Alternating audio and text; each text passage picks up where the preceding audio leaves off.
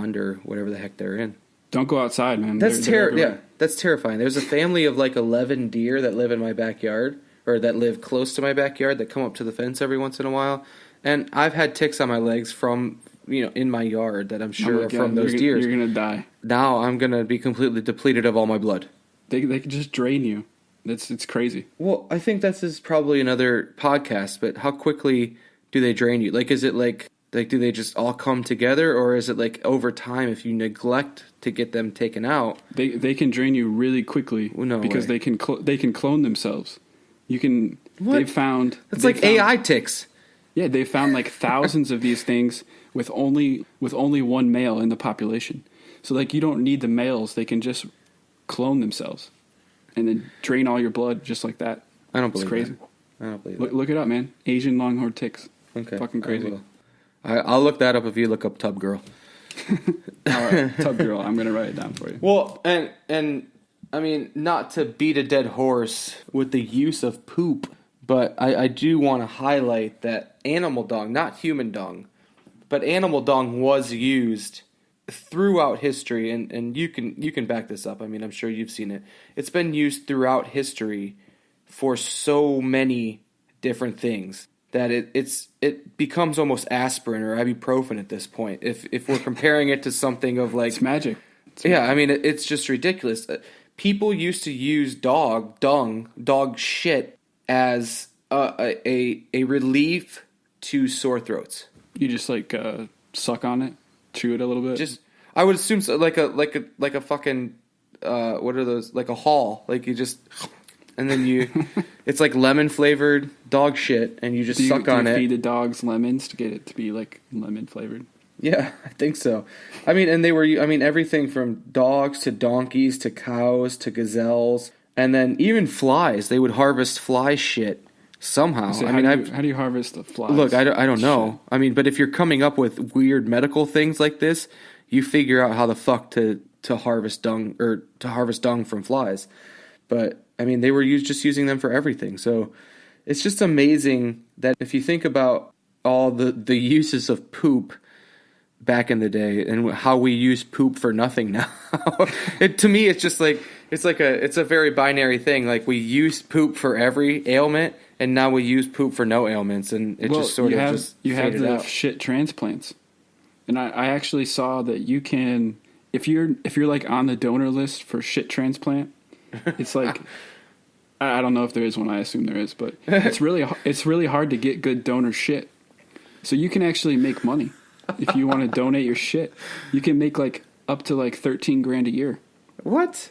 Yeah, check it out, man. How do I know that I'm a match to somebody? I don't know. Well, that's so weird. I think the official test is you have to taste it and then tell what kind of shit type you got to use it for a lozenge first, and then you put it in. I think you're a lemon type. Yeah, but I mean, like, do you really think? So we have one practical application for poop now, and that's like you use it as a fertilizer. Well, I'm talking about inside of the body for a medical use, okay. And that's the poop injection for the bacteria stuff. Do you think we stopped using poop because it's disgusting? Absolutely. For medicine? Well, not, but I don't. But poop didn't become disgusting. Poop was always disgusting, and they used it as a means for medical purposes back then. So it's not like you flip a switch and poop becomes... There was never a point in history where everybody was like, well, shit is awesome, right? Shit was always disgusting. Do you think it was because... Do we stop using it because eventually more downfall to using shit as medicine than there was, actual healing and stuff like that? I mean, probably. I mean, but let me ask you this. Maybe their shit was just better than our shit. So, like, if you go get, like, 14 chalupas and stuff from Taco Bell. How'd you know my order? I know you, man. So if you go eat 14 chalupas at Taco Bell, what is your shit going to be like? It's going to be horrible, man. If you eat vegetarian and, like, organic, clean stuff, your shit's probably going to be, like, nicer. Well, that's a fair point, but the bacteria that needs to... The physical compound of the shit, the chemical compound of the shit is still the same. It's just a matter of how disgusting that shit is. But the shit doesn't like change its compound, regardless of if you eat 14 Dorito tacos or not. Cheese or the ranch? Do they still have the ranch ones? I don't know. I just see everything as like Doritos on the Taco Bell menu now. I had nacho fries for the first day the other day too. I love those things. Yeah, they were So- pretty they're so impressive. They need to be in a bigger package, but Agree. You got to get two. You got to just order two. I don't know. I mean, I think the whole above all else, everything that we've talked about. I mean, the grinding up of the mouse is pretty interesting. I'm really quite shocked. I mean, I guess you create things off of what you have, and ancient civilizations always had shit, right? Always had big That's poops. true. You can't, if you eat, you've got shit eventually. So I mean that must be indicative of their medical practices and what they used to fulfill their needs. So it's interesting. So I think we've reached the point in our show here where we can play a little game Okay. if you want. Yeah. This doesn't have anything to do with shit, does it? I don't have to do anything. I don't know. I don't know the question. So Okay. we solicited on Instagram some input for this episode about this kind of would you rather medical edition type of thing, and I don't know these questions. My wife Allison kind of collected and prepared these, so Okay. we'll go through them here and we'll try this out. So question 1, Allison says, is an easy warm up. So Okay. would you rather have severely chapped lips for the rest of your life, No. or not choosing. mildly chapped genitals for the rest of your life? That's an easy one. I mean, for me, I put chapstick on like at the same rate that I intake oxygen. I'm intaking chapstick, so I will take the mildly chapped genitals. Oh my, no way, man. Yeah, You're 100%. insane. No, You're 100%. insane. No. I mean, quite absolutely. frankly, look. I mean, there's probably a good percentage of my life that I already have mildly chapped genitals. So, I mean, this isn't a would you rather for me. This is a how do I get from my mildly chapped genitals. But no, I'm 100%, and I would love to hear what. I mean, your answer is obviously you would Complete rather have, opposite. Yeah. I don't want my genitals chapped at all. No way. I'll take the chapped lips. No way. All right, so question number 2 comes from Instagram at Penninyay, Penninyay. She is a friend of Allison's, actually, and a talented fiber artist, which basically means she makes cool shit out of yarn. Does she make anything out of shit? No. Cool shit out of yarn. Okay.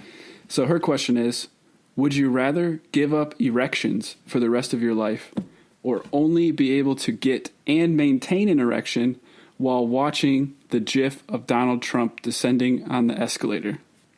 Wow, that's detailed. This is very specific, and I'm concerned as to where this thought comes from. But for me, I would choose. I just don't feel like I want to watch that video all the time. I don't. Regardless if it's just a short loop or the entire video, I think I just go without erections. I feel like maybe my life is a little bit easier without erections anyway. So I'll take no. Again, no. Yeah. 100% disagree.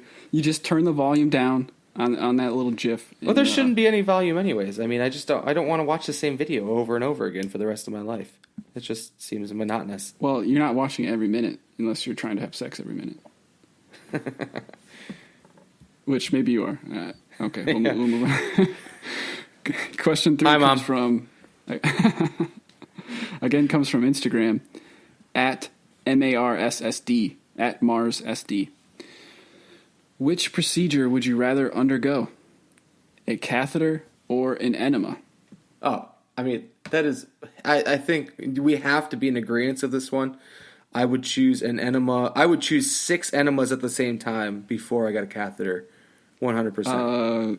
Probably 10 enemas. Yeah, I mean, it's not even a choice. If you're coming at me from the front end and saying we need to do something with your pecker, game over. Well, you've already established though that you can't get an erection anymore. Doesn't matter. It So still fucking hurts. you don't even need your penis anymore, dude. Adam, I just talked to you about how I hate needles. You think I want to have something shoved up in my urethra? No. I'm taking something in my butt every time. Can we blow some smoke up there too?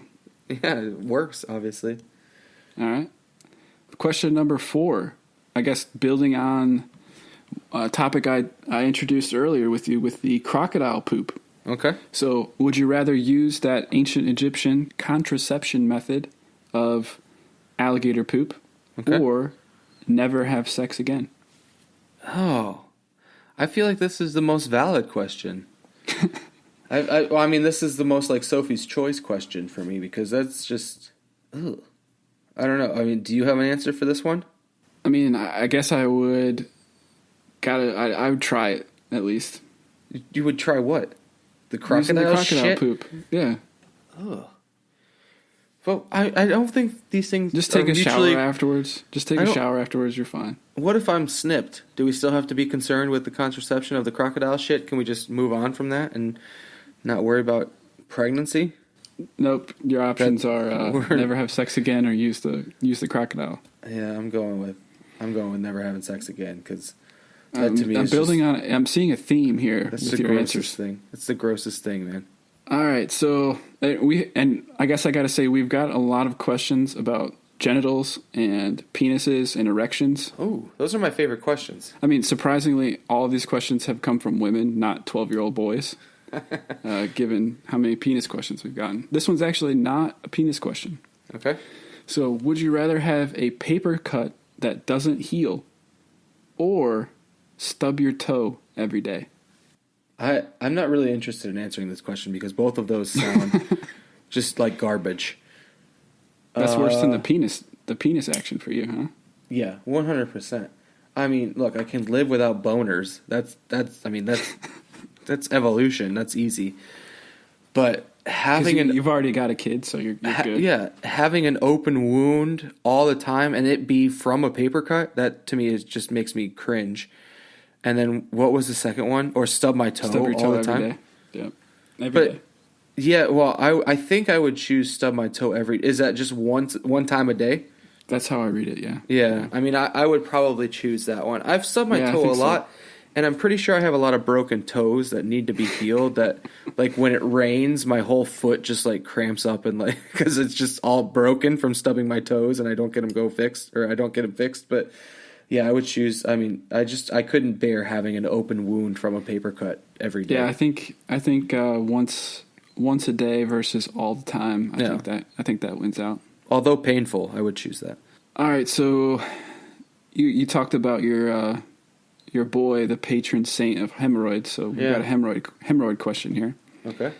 Would you rather have a chronic raging hemorrhoid that nobody knew about? So a secret hemorrhoid. Aren't those all hemorrhoids? Like, is there? Well, not if you're going and praying about them. The monks know guess. about it. Or an inoperable but harmless nipple-like mole growing on your face for the world to see.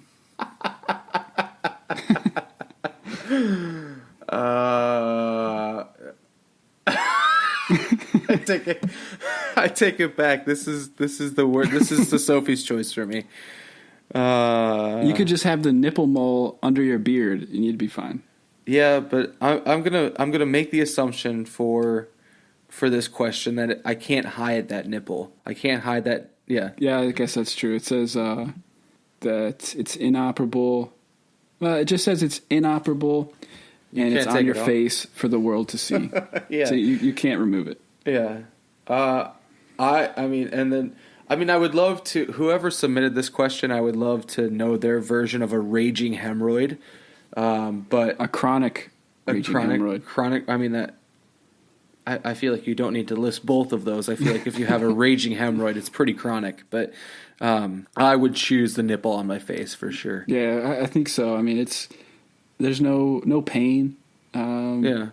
You just got to deal with weird looks, which I mean, we probably both get those already. My face looks ugly anyways, so just stick a nipple on there and call it a day. That's why we're doing a podcast, right? You know. Yeah. All right. So, question number 7, the last question: would you rather have a third nipple that lactates unexpectedly, or a colander-like asshole that shits spaghetti poop. Think about those Play-Doh attachments.